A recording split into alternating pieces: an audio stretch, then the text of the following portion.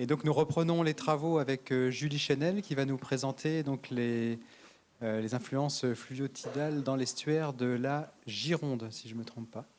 Merci. C'est ça. Donc bonjour à tous. Donc pour me présenter rapidement, en fait, je viens de commencer là une thèse au LOPS, mais là je vais vous présenter quelques résultats en fait de mon stage de fin d'études, donc que j'ai réalisé à époque à Bordeaux, donc avec Isabelle Ralon Roras et Sophie de Fontaine. Donc le sujet d'étude, effectivement, c'était les interactions fluviotidales dans l'estuaire de la Gironde. Alors, le sujet de la déformation en estuaire, c'est déjà quelque chose qui est largement étudié, hein. Par exemple, on sait que de façon assez classique dans les estuaires à géométrie convergente, on a en fait dans un premier temps, au cours de la propagation, une augmentation du marnage suivie d'une diminution. Et on a également, au cours de la propagation, une augmentation de la symétrie flot-jusant, donc au niveau des courants de marée et au niveau des hauteurs d'eau également. Mais malgré tout, ça reste une problématique assez complexe, notamment parce qu'il y a de nombreux phénomènes non linéaires qui vont influer sur la propagation de la marée, donc notamment la morphologie de l'estuaire, la rugosité du fond et aussi le débit fluvial. Et c'est aussi un sujet qui est très important, en fait, notamment pour l'influence que ça a sur le transport des sédiments et puis aussi sur la sécurité de la navigation en estuaire, tout simplement. Donc le site d'étude qui a été choisi, c'est l'estuaire de la Gironde et la Garonne tidale. Donc c'est un très bon laboratoire naturel, déjà parce que c'est un des plus grands estuaires d'Europe. Il est alimenté par 2 fleuves qui ont un débit fluvial très variable. Ensuite, c'est un estuaire macrotidal et hypersynchrone, c'est-à-dire que l'onde de marée se propage très loin dans l'estuaire et il est aussi à dominance du flot. Et enfin, il est aussi très connu, cet estuaire, pour le bouchon vaseux, qui est très concentré. Voilà, donc pour cette étude, il y avait 3 objectifs principaux. Donc, dans un premier temps, caractériser l'évolution spatio-temporelle du marnage et de la symétrie de la marée au cours de sa propagation dans l'estuaire. Ensuite, étudier les liens donc, entre cette déformation qu'on observe et l'hydrologie et aussi la morphologie de l'estuaire. Et enfin, un objectif qui était sur l'étude des effets un peu plus des changements à long terme, donc aux échelles saisonnières et interannuelles. Donc voilà, donc regarder les changements saisonniers au niveau de l'hydrologie et de la bathymétrie. Donc en fait, ce dernier point, il faut savoir que c'est quelque chose qui manque un peu au niveau de la Gironde. On manque un peu d'études en fait sur l'ensemble de l'estuaire au niveau des variations, enfin des changements d'hydrologie et de bathymétrie à l'échelle interannuelle et surtout avec des données récentes.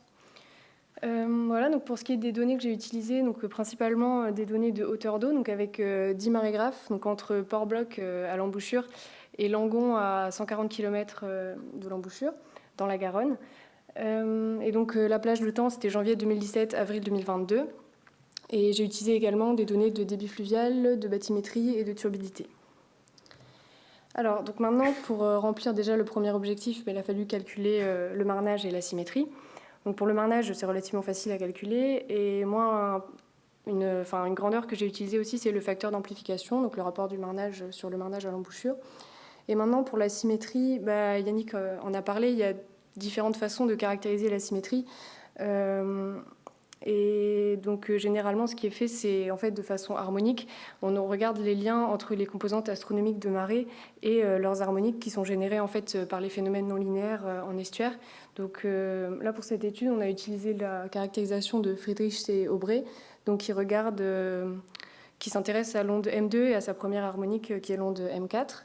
Et donc il y a 2 paramètres qui sont définis, donc l'intensité de la symétrie qui est définie par le rapport des amplitudes de M4 et M2 et la phase relative donc qui définit la direction de la symétrie. Voilà, donc maintenant pour calculer ces amplitudes et ces phases, il a fallu réaliser des analyses harmoniques. Donc j'ai pu tester 3 méthodes, donc une méthode d'analyse harmonique stationnaire T-Tide, donc qui s'est révélée assez peu adaptée en estuaire parce que justement on a des phénomènes non stationnaires. Une méthode assez innovante dont on a déjà parlé ce matin, S-Tide.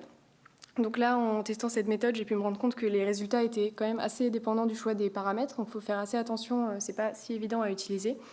Mais ça a permis quand même de donner des bons résultats au niveau de la prédiction et pour le calcul des espèces de marée. Et enfin, une méthode de démodulation complexe qui donnait aussi d'assez bons résultats. Donc, comme vous pouvez voir, au niveau de l'erreur moyenne quadratique, des résidus, en fait, S-Tide est légèrement moins bonne dans l'estuaire que la démodulation complexe.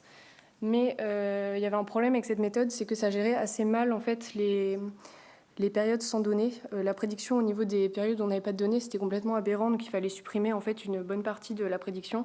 Donc finalement, c'est pour ça que la méthode S-Tide a été retenue pour la suite. Voilà, donc maintenant je vais vous présenter quelques résultats. Donc déjà au niveau de l'évolution spatiale de la marée et l'influence de l'hydrologie. Donc sur cette figure, vous pouvez voir donc, le marnage en fonction de la position dans l'estuaire, donc d'aval en amont, de Port-Bloc à Langon. Et les couleurs, ça correspond en fait à des tranches de débit de la Garonne. Et évidemment, entre les marégraphes, j'ai extrapolé aussi au-delà de la dernière station. Donc au cours de la propagation de la marée, on a d'abord une amplification du marnage due à la convergence de l'estuaire, puis on atteint un maximum et ensuite le marnage diminue jusqu'à disparition complète du signal de marée à environ 150 km de l'embouchure. Et ce qui est surtout intéressant de remarquer dans cette figure, en fait, c'est que dans la rivière Tidal, les courbes dépendent, le marnage dépend fortement, la façon dont le marnage diminue plutôt dépend fortement du débit fluvial et la position du maximum et la valeur du maximum de marnage aussi. Donc maintenant, on peut faire la même chose donc avec la symétrie. Donc là, l'intensité de la symétrie en l'occurrence. Donc là, en amont, en fait, on a une asymétrie qui est assez faible. En fait, on a très peu d'onde M4 qui est générée. Ensuite, on a une augmentation progressive à partir de l'Aména jusqu'à la rivière Tidal, en fait. Donc la confluence entre la Garonne et la Dordogne. Donc là, à ce niveau-là, on a une réduction de section qui est très importante. Et donc ça explique qu'à partir de ce point-là, on a les courbes qui dépendent la symétrie qui dépend beaucoup plus fortement du débit fluvial. Le débit fluvial avait beaucoup plus d'importance. Et c'était en fait déjà le cas avec le marnage. On voit bien que dans la rivière Tidal, les courbes dépendent beaucoup plus du débit.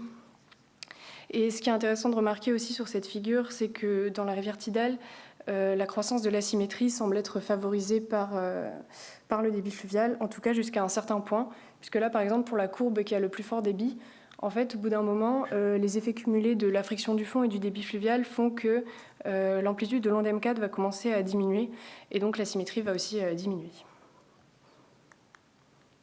Donc une autre façon de voir le problème, c'est de représenter ce qui se passe en fonction du débit fluvial. Donc là, j'ai choisi 2 stations. Donc Pauillac, c'est dans l'estuaire central, et Cadillac dans l'estuaire amont. Et donc là, vous avez le marnage et l'intensité de la symétrie en fonction du débit fluvial. Et les points sont colorés en fonction du marnage à l'embouchure. Pour ce qui se passe au niveau du marnage, donc en aval de l'estuaire, le marnage va avoir tendance à augmenter avec le débit. Et ça, c'est dû au fait que quand le débit augmente, en fait, la hauteur d'eau augmente, donc la friction du fond diminue. Donc forcément, la marée se propage plus facilement, le marnage augmente. Par contre, quand on arrive un peu plus en amont, on se rend compte que là, on a une diminution du marnage avec le débit. Cette fois, c'est parce que le fleuve génère aussi une friction qui va avoir tendance à atténuer la marée. Et une fois qu'on arrive dans la rivière Tidal, le rôle de cette friction interne, elle va prédominer sur l'atténuation de la friction du fond qu'on a en raison de l'augmentation de la hauteur d'eau. Et donc ça, à Cadillac, par exemple, c'est assez visible quand même l'influence du débit fluvial sur le marnage.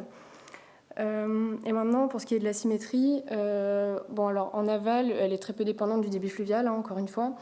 Ensuite, au début de la rivière Tidal, donc là, c'est pas montré ici, mais on va avoir une augmentation systématique de la symétrie avec le débit fluvial, puisqu'en fait, l'amplitude de l'onde M2 va commencer à diminuer sous l'effet de la friction, alors que celle de M4 continue d'augmenter sous l'effet des transferts d'énergie de M2 vers M4. Et après, en amont, donc à partir de Bordeaux, on observe un phénomène un peu particulier qui est la présence d'un maximum d'asymétrie pour un certain débit. Donc là, vous pouvez le voir particulièrement bien à Cadillac, qui est dû au fait que cette fois, à nouveau, l'onde M4, au bout d'un moment, quand il y a trop de friction, commence à diminuer aussi. Donc d'où ce maximum d'asymétrie qu'on observe assez bien dans la Gironde.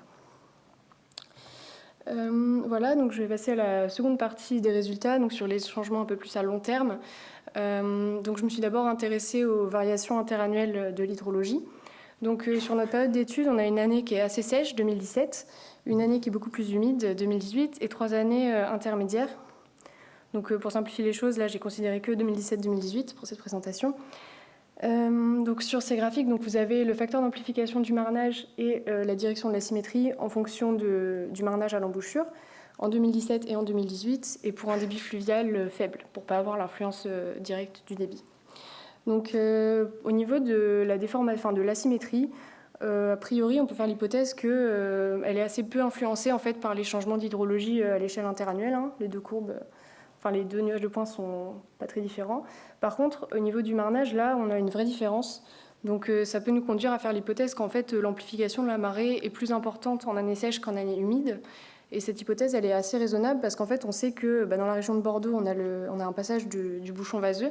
Et après chaque passage du bouchon vaseux, on a un dépôt de crème de vase au fond qui va diminuer la rugosité et donc le frottement.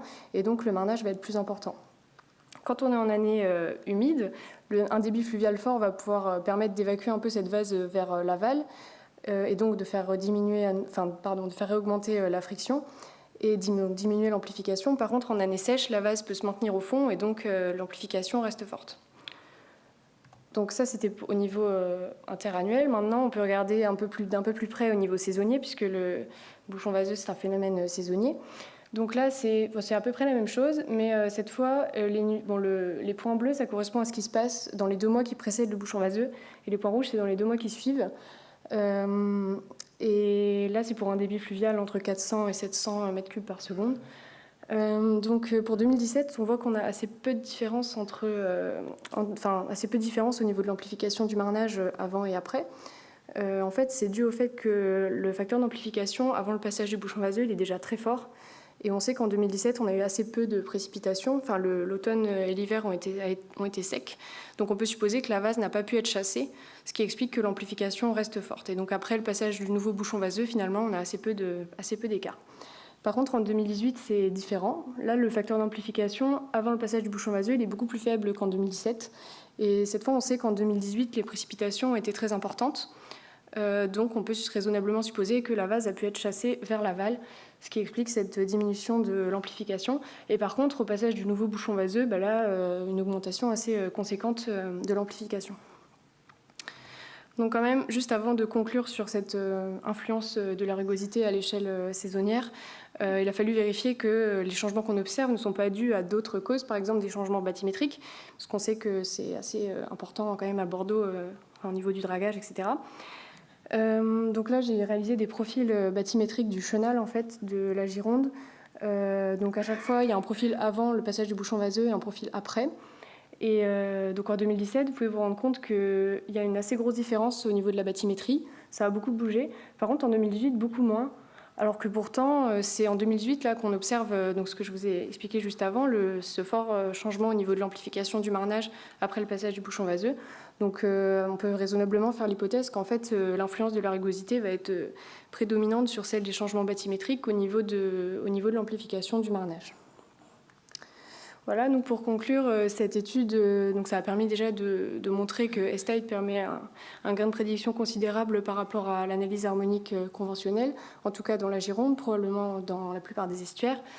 Ça a permis aussi de mettre en évidence donc, des phénomènes assez caractéristiques du marnage et de la symétrie dans la Gironde. Et d'ailleurs, il serait intéressant de voir si les modèles numériques permettent de retranscrire ces phénomènes. Et enfin, donc j'insiste sur le fait aussi que ça a permis de mettre en évidence certaines causes au niveau saisonnier, causes de changement donc au niveau saisonnier et interannuel, donc notamment le fait que le marnage est très sensible aux variations de rugosité à l'échelle saisonnière et interannuelle, particulièrement dans la région du bouchon vaseux, et que cet impact de la rugosité a l'air d'être prédominant devant celui des changements bathymétriques. Voilà.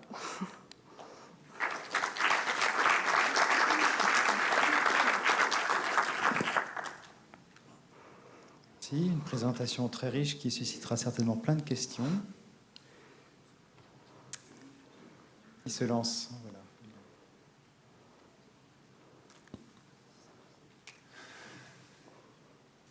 Bonjour, Alexis Bernard du CEREMA. Déjà une première petite remarque, mais vous avez beaucoup de chance d'avoir un estuaire aussi bien instrumenté. Ça, c'est quand même super d'avoir de l'information de cette qualité. Une petite remarque dans les pistes que vous pourriez explorer. Vous avez regardé beaucoup l'atténuation de l'amplitude de marée, mais cette amplitude, elle est elle-même affectée forcément par les pleines mers, mais aussi par les basses mers. Est-ce que ce n'est pas simplement le signal de crue qui est plus visible sur les basses mers, alors surtout sur l'estuaire un petit peu amont, et qui a tendance justement à réduire cette amplitude plus que des causes sur la friction? En fait, c'est sûr que le marnage à l'embouchure change les choses, évidemment, mais d'où l'intérêt de cette figure où, en fait, je me suis intéressée surtout au marnage moyen, là, pour ce que j'ai remarqué. Et en fait, on voit bien que, là, justement... Ah oui, vous vouliez dire au niveau du bouchon vaseux, plutôt? Non, plutôt quand alors, à Bordeaux, je ne sais pas, j'imagine peut-être que... Pour les basses mers, peu importe le débit, on a des niveaux très bas, mais un petit peu plus en amont dans l'estuaire, on s'intéresse beaucoup justement à l'amplitude et à son évolution le long du profil en long de l'estuaire. Mais peut-être que cette amplitude, il faudrait y rajouter un indicateur sur les basses mers, justement, qui sont peut-être affectées justement par les débits de crue. Ok, oui, effectivement.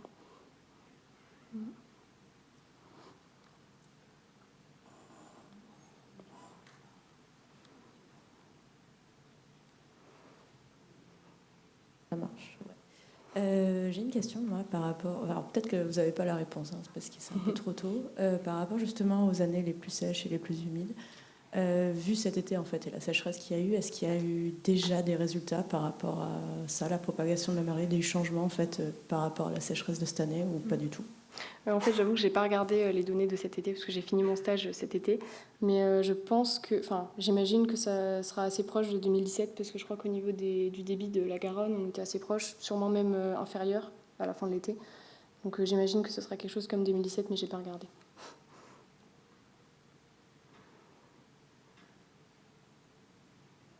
Si, encore peut-être une question. Profitez-en, c'est bientôt le début de la thèse, donc elle engrange toutes les commandes. Oui, il y a une question. En partie supérieure, depuis.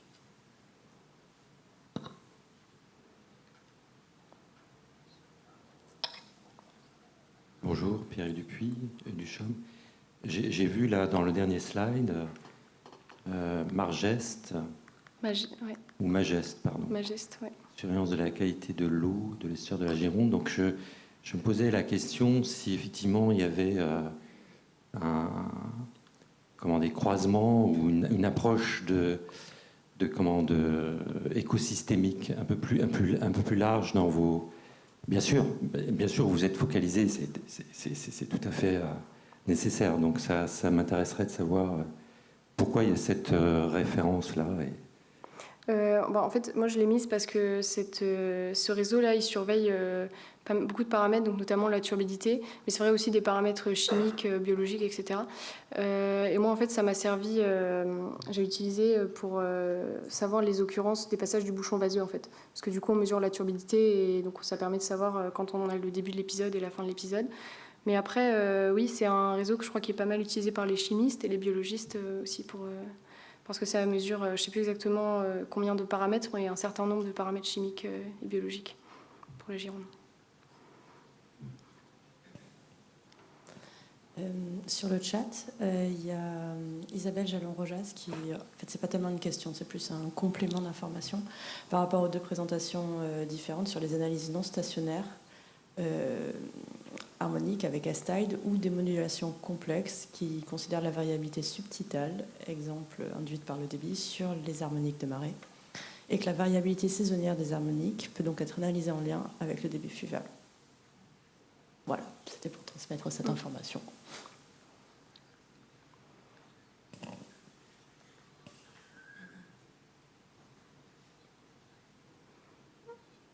Des éléments à apporter. Non, je suis tout à fait d'accord avec ce qu'a dit Isabelle. Ça pointe le lien entre le débit et cette déformation ou asymétrie d'une onde de marée. Concernant la modélisation, entre autres, ça fait une très, très bonne transition, ou l'ouverture que vous avez fait sur les modèles qui pourraient exister sur ce domaine-là, ça fait une bonne transition avec la prochaine présentation. Et j'indique aussi que dans les posters, il y a sur la Gironde un poster fait à ce sujet et qui pourrait être intéressant avec une coopération entre le Lagos principalement, le Chaume et puis CNES et Bordeaux, le grand port maritime de Bordeaux. Mais on verra la discussion après. Est-ce qu'il y a d'autres questions liées à cette dense et belle présentation? Non. Alors on va pouvoir passer à la prochaine.